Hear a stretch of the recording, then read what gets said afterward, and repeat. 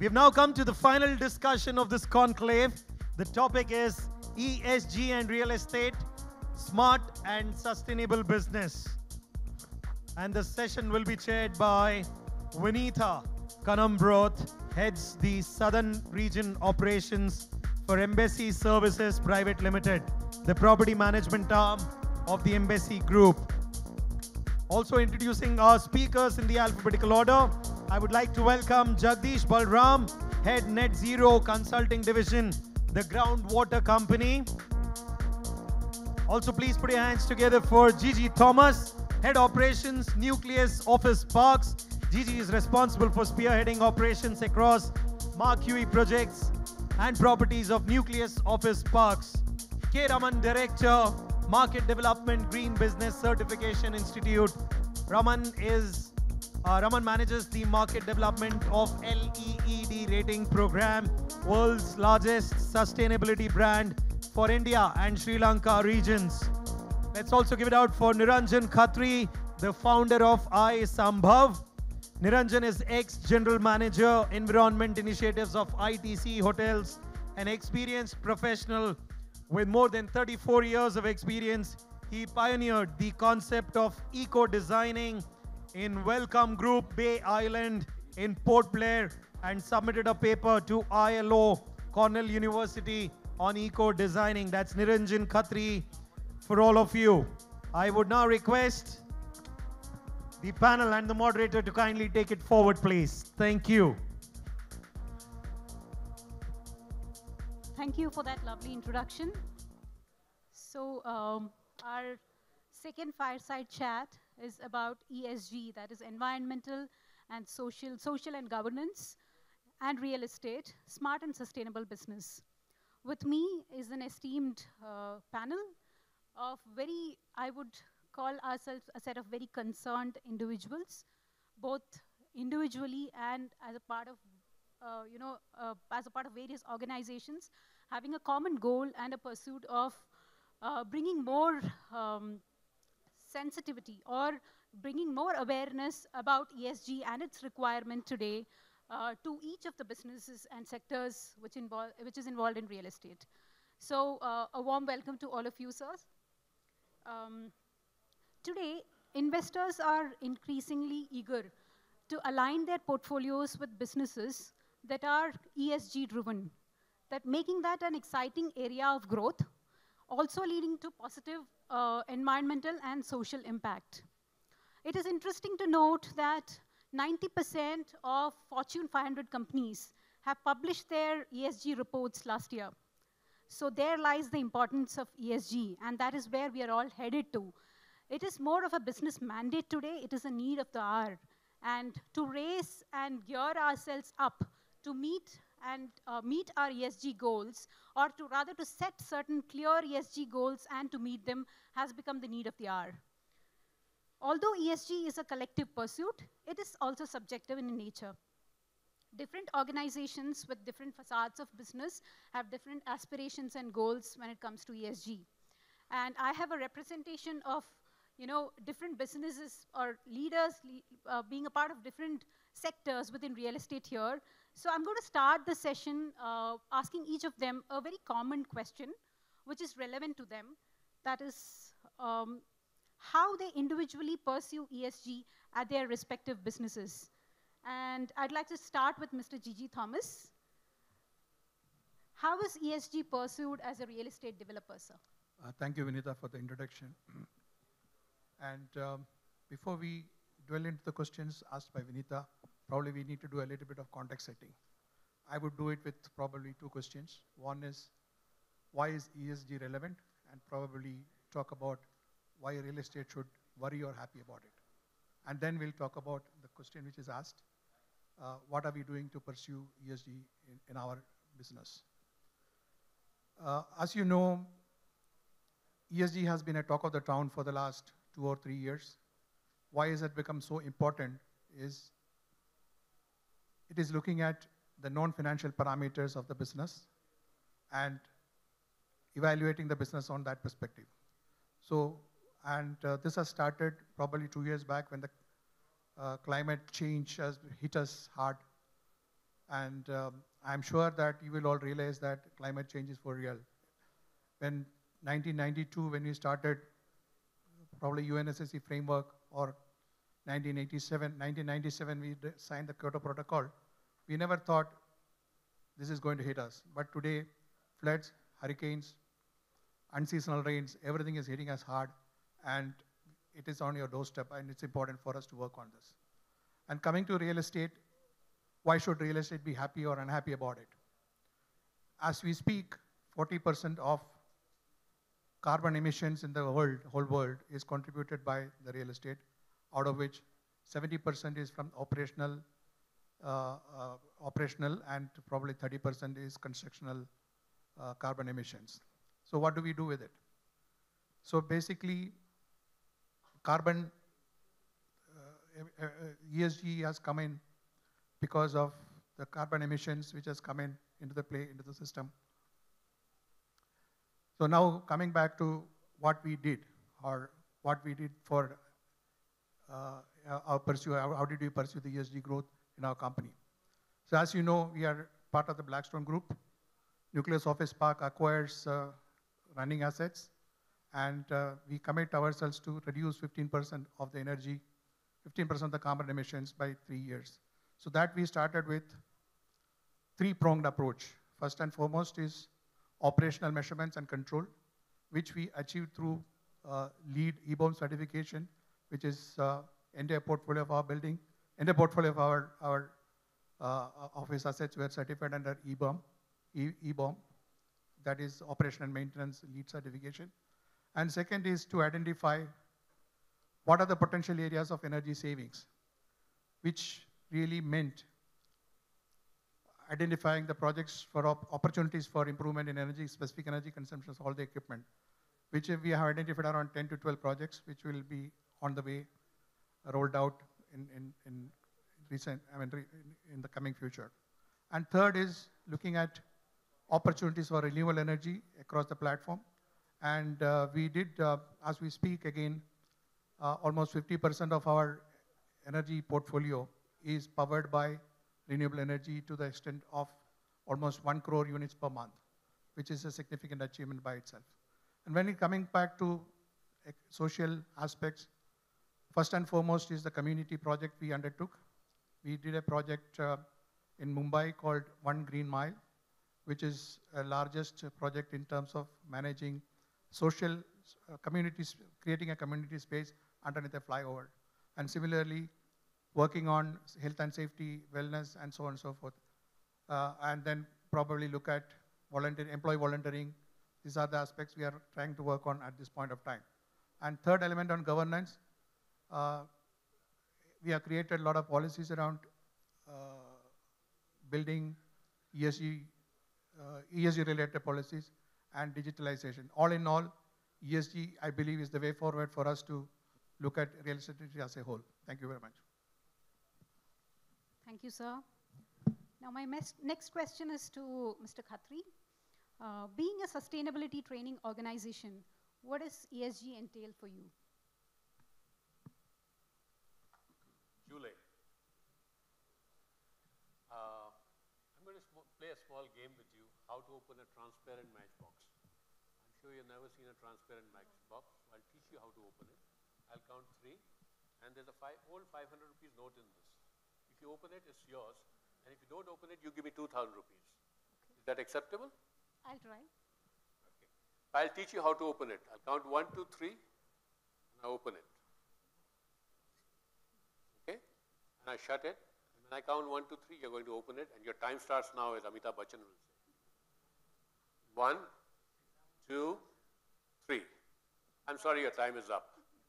You know, Helen Keller said, it's a terrible thing to see and have no vision. 34 years back, I had no vision on environmental issues. I was posted in a place called Kalapani, also called Port Blair, and I did not know the spelling of environment. And I was put in a corner by the late Admiral Govil. He asked me to change the negative behavior of the tourists who were messing up the island. And foolish person that I am, I said, yes, sir, and I did nothing for 2.5 months. And then after 2.5 months, it occurred to me, why don't I appeal to the good sense of the tourists? And we started something called product stewardship. or extended producer responsibility by putting a small sticker on the packed lunch box. And lo and behold, our guests started bringing those back. But the story is very long, and I'll tell you one more story from Port Blair, and then I'll come to the ESG part. On 1st of April, I saw stars during the daytime because our water supply was cut from 10,000 liters per day to 2,000 liters per day for operating a 45-room hotel with 65 staff. I didn't know how to run a hotel with 2,000 liters of water. So what did we do? I took some very brutal decision in order to be in business. I'm a businessman. I have to run the business also, and I have to take care of the environment also and balance the whole thing. And I didn't know the concept of taking care of the planet, people, and profit. The triple bottom line came later on in life in 1994 by a guy called John Elkington. So what did we do to address that? The hotel didn't stop. We stopped supplying water in the room. And if Vinitha asked for water, we'll ask in the morning, why do you want water? So if she said for bathing, a bucket of fresh water would go to her room. And if she said for toilet, a bucket of seawater would go to her room. So we did water segmentation. It was very difficult to run a hotel with buckets of water. So we changed our entire pipeline, which was made of iron, and replaced it with plastic pipeline, and we had dual piping system. And you might be wondering, why did this happen?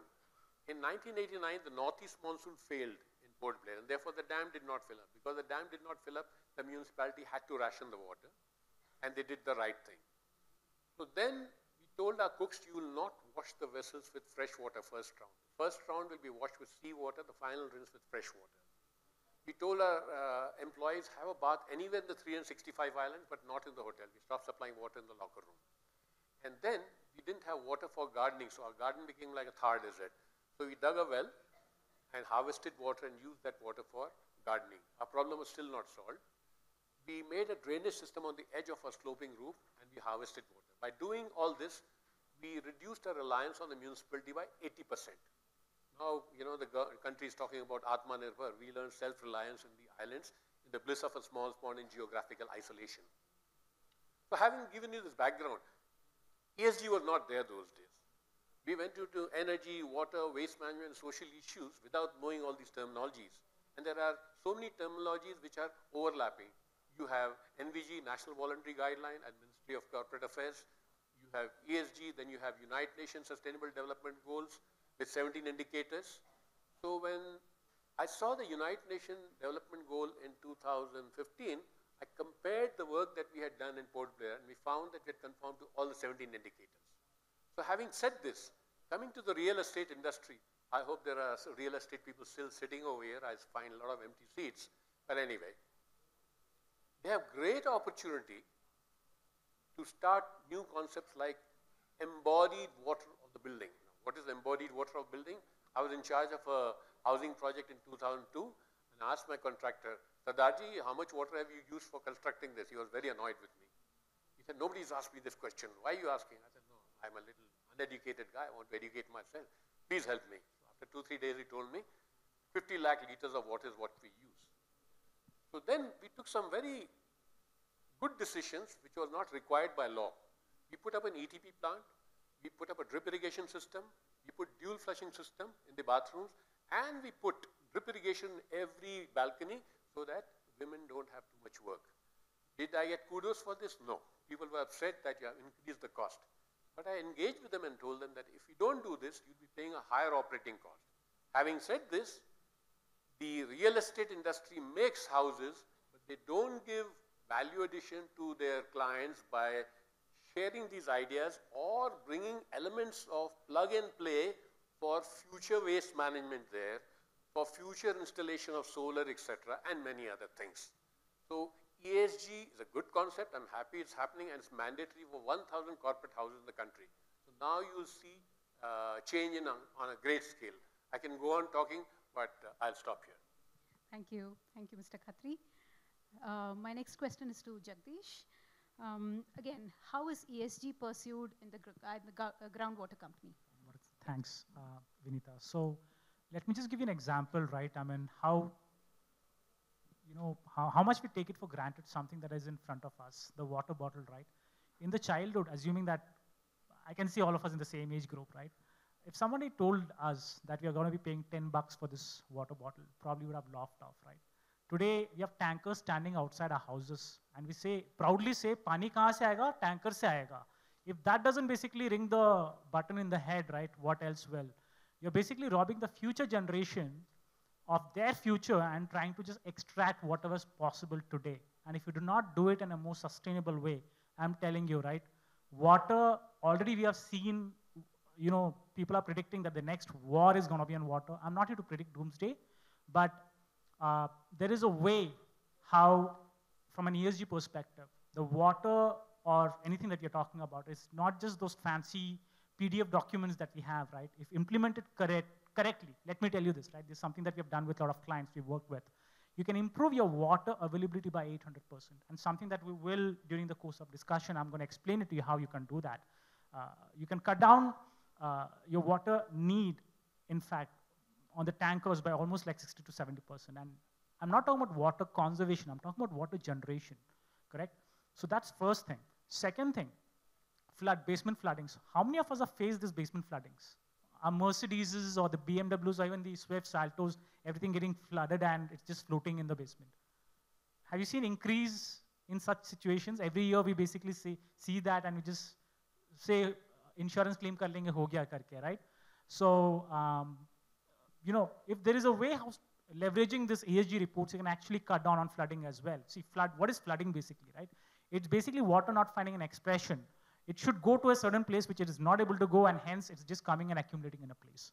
So if all these things are done properly, and it's not just a paper document, leveraging the power of technology, AI, and all these things, you can actually improve your water availability as well as mitigate flooding as well. If Bangalore recent flooding is anything to go by, let me tell you, it's a man-made flooding. It's not nature, correct? So, yeah, one interjection. My apologies. After playing that game, give her a round of applause for failure. Because failure must be encouraged, and I'd like to give you a small prize on water management over here. Carry on. Over to you, Raman, sir. As a world's leading green certification body, what does ESG entail for you? Yeah, just to give a background, so as you mentioned, we are the largest sustainable brand called LEAD, which is formed 25 years back in terms of giving a framework for sustainability. So if you ask 15 years back, sustainability was a choice for the people to take it, whether to show they are responsible. But now every organization has become a core value, so they want to do sustainability. So that's where many projects are getting certified. So that gives LEAD an important role in terms of the ESG, particularly on the E component of ESG. So the green building certifications help them in terms of enhancing the ESG score. So another thing also between what we offer in terms of green building as well as ESG, there are few overlaps. One is in terms of performance or environment or opportunity for improvements or transparency in data. So that's why what as a council we have done is 5 years back we started an online platform which will track the performance of the building. So many leading organizations have come forward, including as Mr. Jiji mentioned. So many organizations come forward and say we want to track the entire assets, how they are doing in terms of the certification. So that's where both our rating program as well as the ESG is having an overlap. And the another important aspect is we also have integration with some of the ESG framework like GRESP or other, where we can give several pathways in terms of connecting the data between these two. So, Thank you for that brief. Now that the context on ESG and its importance to each of the panelists is set here, I'd like to come back to Mr. Jiji Thomas again with another more specific question, sir. With over 20 million square feet of space and 200 plus occupiers, how do you integrate your occupiers' ESG goals to yours? Vinitha, that's a most difficult task as we see today. Because the number of customers you mentioned, 200 plus, that itself is a task. Because most of the customers are in different stages of evolution of ESG. To give you a simple example, Mumbai renewable energy scenario, if you know about it, it cost almost 66 paise more to buy renewable energy. We went back to our, not 200 odd customers, but at least around 50 to 60 customers. Some of them said, we are happy to pay that 66 paise more and then do it. Some of them said, no, we don't want to pay anything more.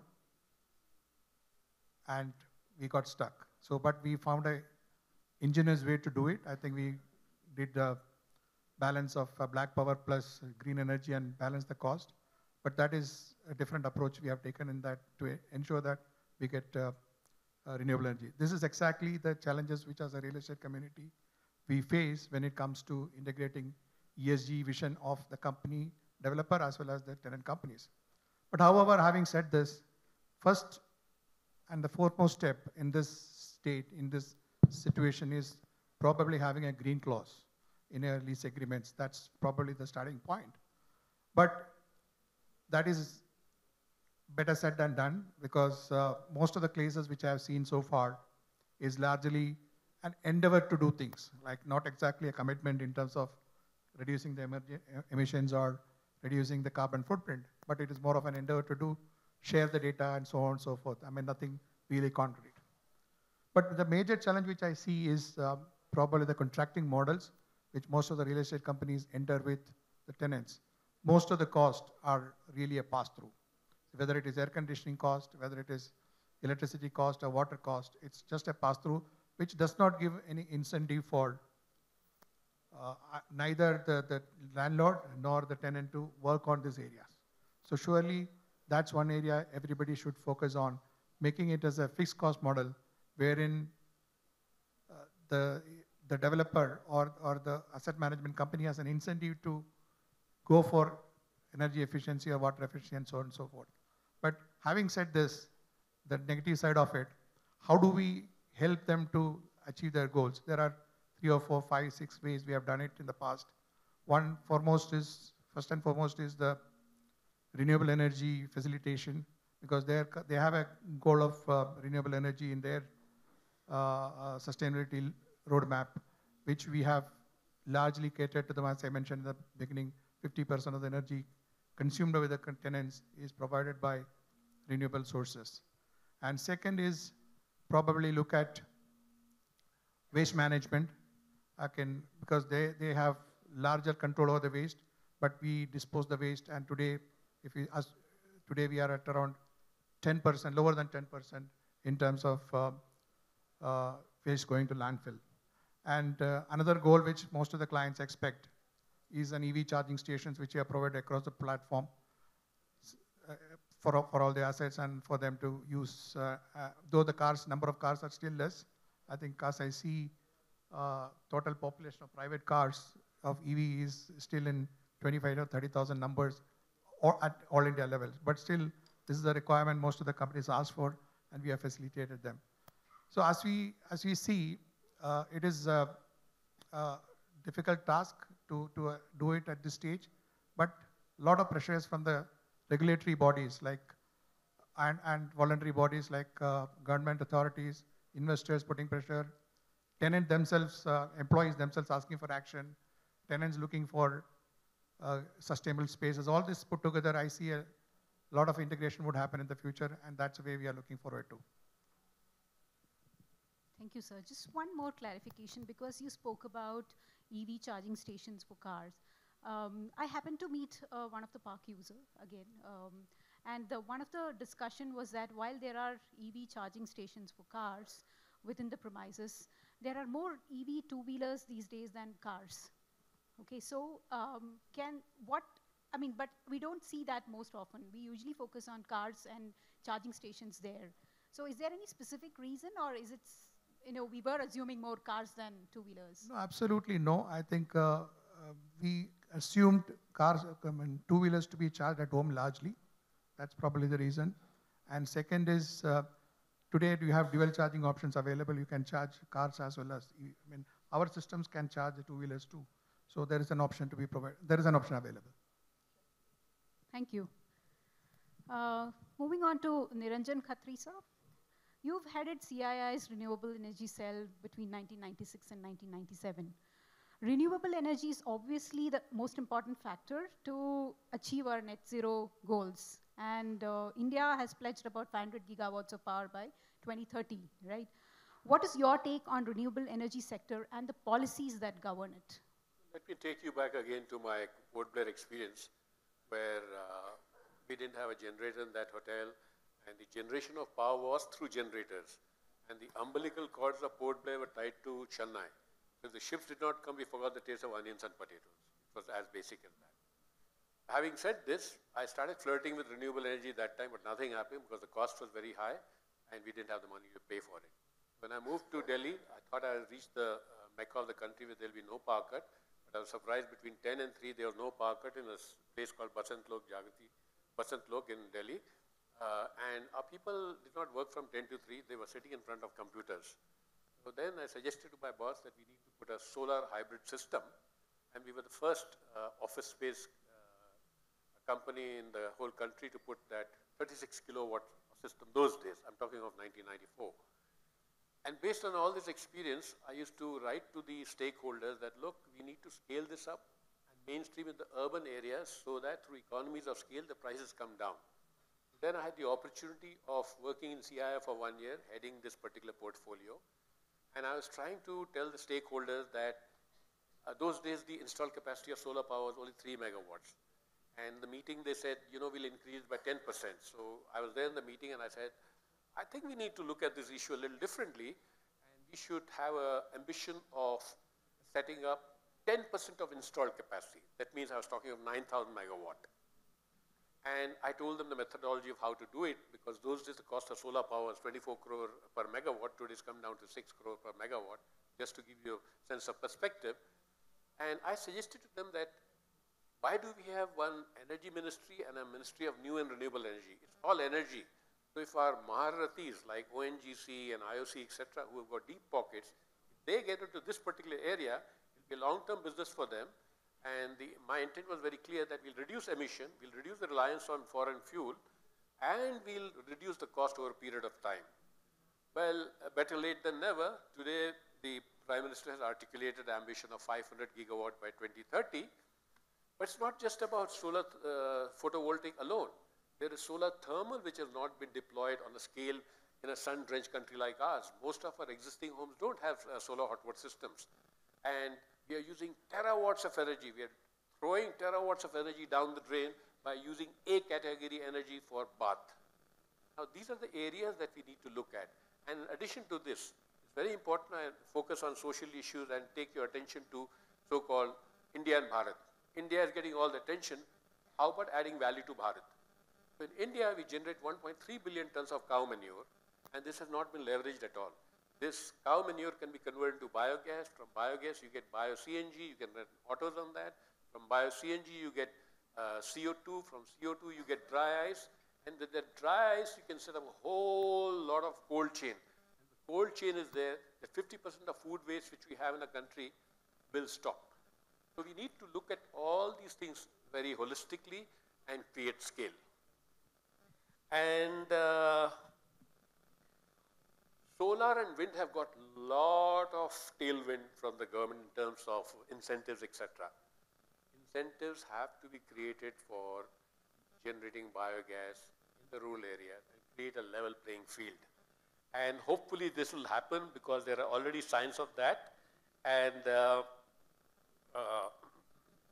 I think I'll stop at that for the time.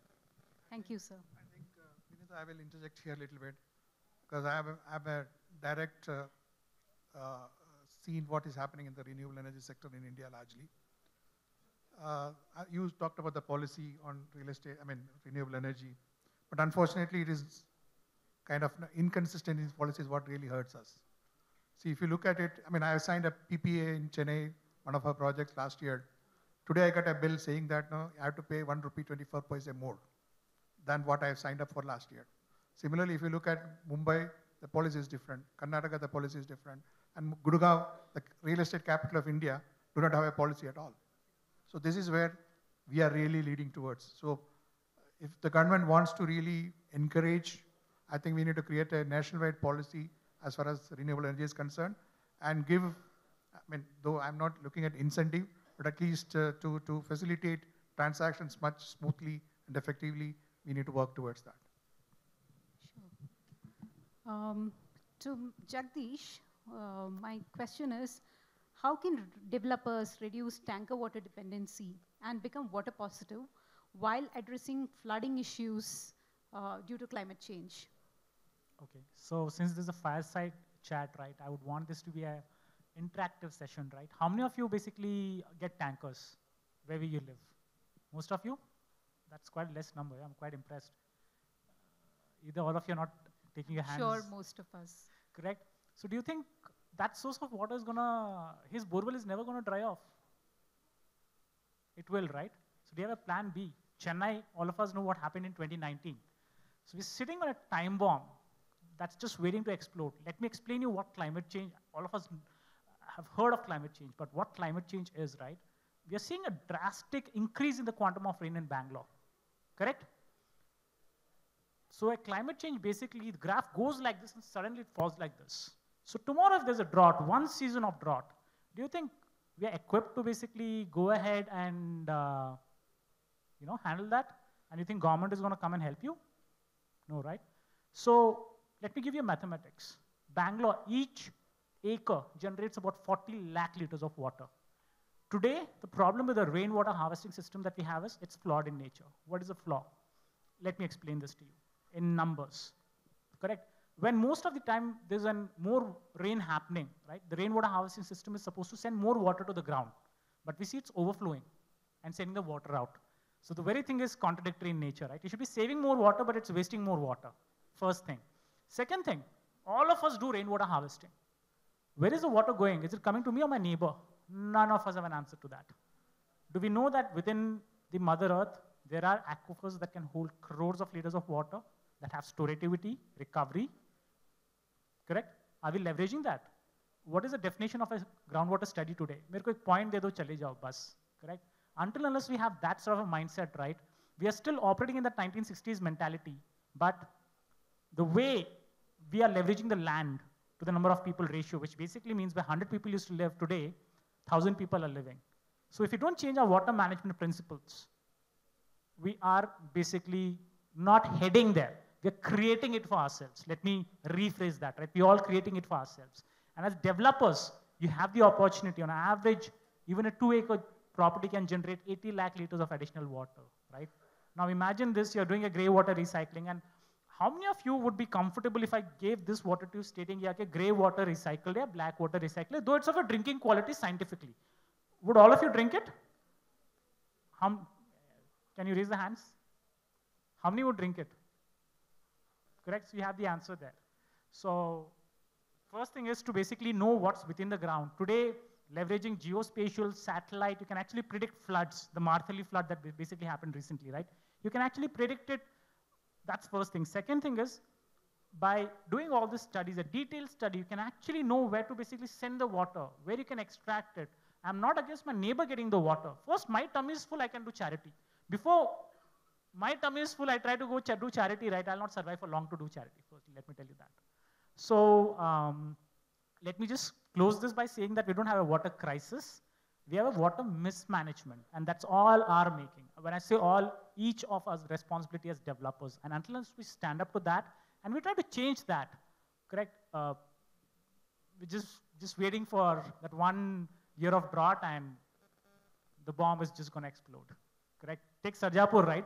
Do you think the quantum of demand that you have there, the number of tankers you have, do you think they'll be in a position if there's a crisis tomorrow that they'll be able to supply to everyone? That gives you the answer, correct? With your permission, may I take a cue from that? It's very important to have a larger picture also. I was following the New York Times in the month of August and September, and I found that the Klamath River Dam is going to be decommissioned in America. Coming to Europe, the Rhine River dried up this year, and it's the commercial artery of the country, and the ships could not carry the full load.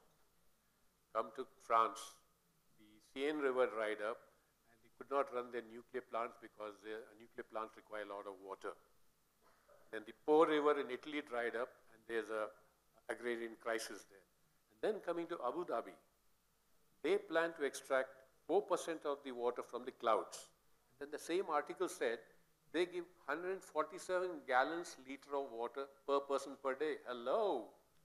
What do you do with 147 gallons liter of water? As per WHO, you require 130 liters of water.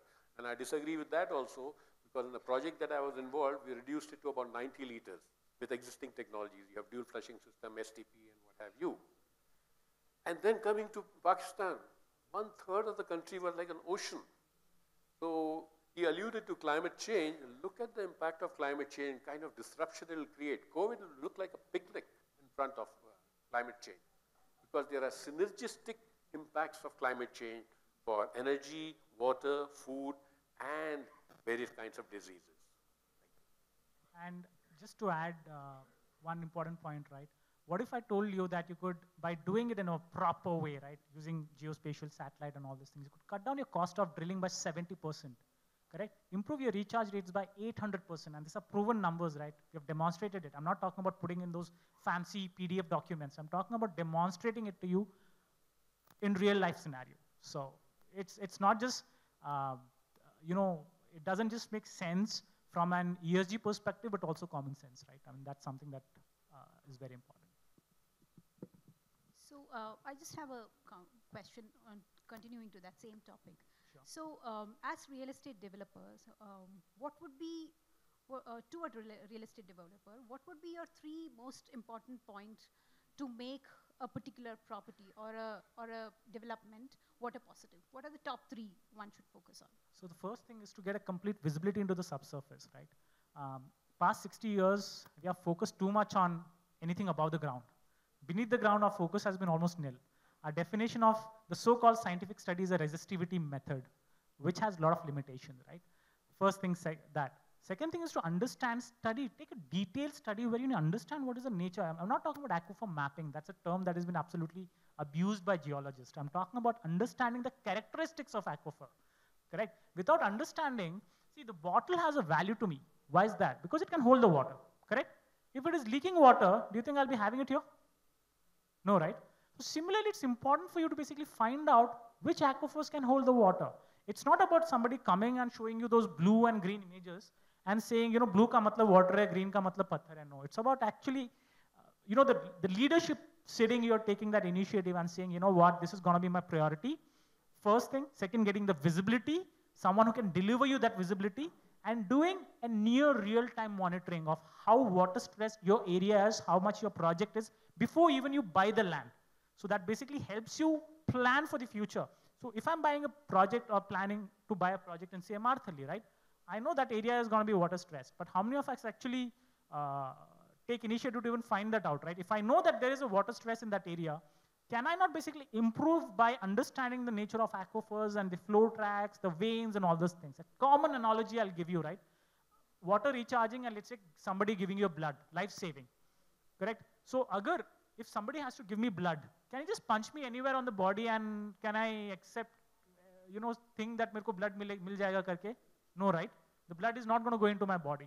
But if I just poke into the right vein, I'll survive. So similarly, it's very important for you to focus on what's within the subsurface. And that's missing today. Thank you. Yeah. I'll probably add on to that from a real estate perspective. Today, electricity is measured, air conditioning is measured, but when it comes to water, I've not seen any building, at least, last 2 years or 1.5 years, any buildings which have got a water metering system. So unless you have something measurable, something quantifiable, this is not going to work. So I would request every real estate community members to have water meters installed and used. Thank you. Back to Mr. Raman. As a council that certifies green buildings, could you share some insights on what factors are assessed for a green building? And what are the new factors an organization would need to prepare for the closure of 2030? If you see the entire the LEED rating program, so we account for energy, water, waste, human experience, that is the indoor air quality and the carbon footprint. So that's a basic thing. So we also, what we do is every 5 years, we also iterate our standard in terms of pushing the standard so that the buildings or the facilities are by design as a high performing. So that's what we does. And what Mr. Jiji has mentioned, so the platform which we launched for measuring, so we also requesting every projects to install the meter at source in terms of the both energy as well as water so that we can measure what is going so that we can manage it. And we are also imparting educations because only pushing only from the projects not work. So what we are trying to do is we are also imparting education among the students and the school students as well as the college students, so that when they are coming out, they also know what is all about sustainability. The another part also which we are requesting all the projectors, don't see the certification as a one time. So see that is a continuing throughout your sustainable journey, so that it will also reach out to your net zero goals in terms of 2030 or 2040, depending upon their the corporate goals. So you can reach the target and also help in terms of the ESG framework. So that's what we does. After him. Yeah, yeah, sure. Yeah, when it comes to certification, I have a very real-time case study where 2 buildings in the same vicinity, same location. One building was certified to be a gold and another certified to be not certified. I mean, it's a traditional building. When we looked at the energy water consumption, and it showed a clear trend of 30% reduction in green building. That's I think one point. But is it still efficient? My answer is no. If you look at energy intensity of any buildings in Bangalore or Chennai, it will be hovering around 1.5 units per square feet per month, with nothing less than that. But is it the standard? The answer is no. That is where probably LEED certification for operation and maintenance come into play, where building performance is measured and tracked on a month-on-month basis, and you get a score every month about your energy, water, waste, and other performance of the building. So that's really relevant, and I think I would really look at LEED operation and maintenance taking a precedence over LEED new construction. Oh, So you had a point. yeah. Can you give a mic to that lady in that pink top? The second table? Yes, madam, you looked at the back. I mean you, yes. Please give her a mic. I'm going to ask you a question, very simple question. If I come as a guest to your house, what will you do with me? I'll welcome you. Thank you very much. After that? I'll welcome you, I'll make you sit, I'll offer you tea, coffee, water. Water, yes. How will you offer me water? I'll I'll fetch in a glass and I'll offer you. Okay, Yeah. fine. If you come to my house, I'll bring a small glass, I'll bring a bottle full of water and ask you, you want a small peg or large peg? I'm glad you're laughing. My yoga teacher says that's very good to laugh because good for your health. Now, what's the reason for this? It may seem like a very frivolous thing, but if you do the maths, you'll be surprised with the numbers. And these numbers are very, very conservative. We have a population of, let's assume, 100 crores. There are 25 crore homes. And everybody will do what you just told me. They'll bring a full glass of water. Yeah. But do you know my thirst quotient? Do I have a meter on my forehead? The answer is no. No. Right? Yeah. Therefore, we need to change with times and without being disrespectful. Bring up the subject in a humorous way so that you divert the conversation to scarcity value pricing. Everybody says, what is blue gold, blah, blah, blah. But they corrupt water on a day-to-day basis. Like I mentioned earlier, our sanitation system is so lousy that we use drinking quality water for flushing our waste. A category water for a C category need. And every flush cycles, we corrupt another 150 liters of water downstream, right? And only 30% of water is treated. Therefore, if we become mindful in use of water, then we'll be creating less problem for a lot of people, especially women in rural area who walk 4 kilometers for water. Right? Yeah. If you start this in your own home with your respective family, you will face resistance. Your mother-in-law will say, who is that idiot who spoke to you today? Okay? Then you can tell him or whoever is opposing it that, look, this is a problem. And she also knows there's a problem. Therefore, you must change your behavior. And that's where the lifestyle comes in. You might have read in the newspapers, Prime Minister's clarion call in COP26 meeting to the world that we need to change our lifestyle. So bring about the changes from home because the cumulative effect of that is huge. Thank you. So will you give me a roti? You know what's a roti? I'm asking you a gift. I'm a shameless guy. Yeah. Will you give me a roti? No. Yes? What roti will you give me? Don't feel shy. Come on. Go ahead. This is an interactive fireside session. Will you give me a roti? No? Oh my God. Somebody will say yes? Okay. Sorry? Okay. My roti is something else. I've invested time on you. My roti from you is return on time invested. If you start this practice of scarcity value pricing and offering small peg, large peg at home, you are making a change from today. So I am sharing with you ideas which does not require any investment, and we can save 200 crore liters of water per annum if we do it collectively. And this is just one small example. There are innumerable examples, but for that I'll have to wait for the next session. Thank you, sir. And we will give you rotis. Thank you. And that brings to the closure of this session. I'd like to close the session from what Mr. Khatri just said. So an ESG or a sustainability, we believe, should start from every individual, every household, should move to every employee of an organization, the organization in itself, a nation, and then to every human being in this planet Earth, right? Because this is the only planet we have to live in. So that closes the discussion. Thank you panelists, for your knowledge and the lovely insights that you have shared. I can see how passionate each of you are on this topic, and you can go talking on and on for hours together on this, but our time's up. So closing the session, thank you Realty Plus, and thank you lovely audience for patient listening. Thank you. And we have stuck to the time. Yes. We were just like 2 minutes, over short of time, I guess. 2 or 3 minutes.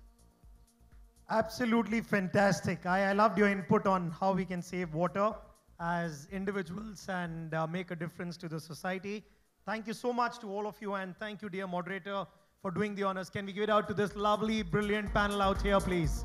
And I'm going to request you to just stay here, because I'm going to invite Srinath Khandala, co-founder of PropVR, to please come forward and present a token of appreciation to all our panelists, please. Can we give it out for Srinath Khandala?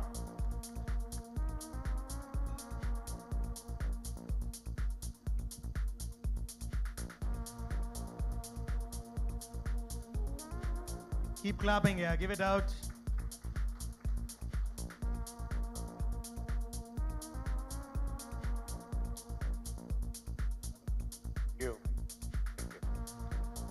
Fantastic, fantastic. Congratulations.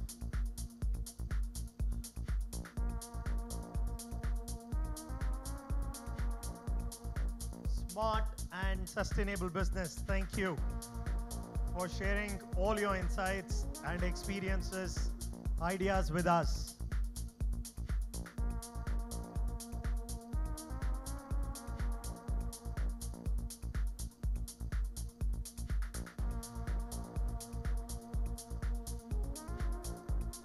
Okay, may I request all of you to kindly rise for a photo op, please?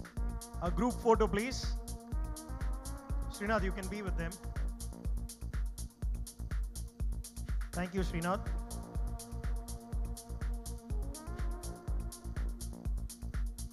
All of a sudden, everyone was scared to offer you water, roti.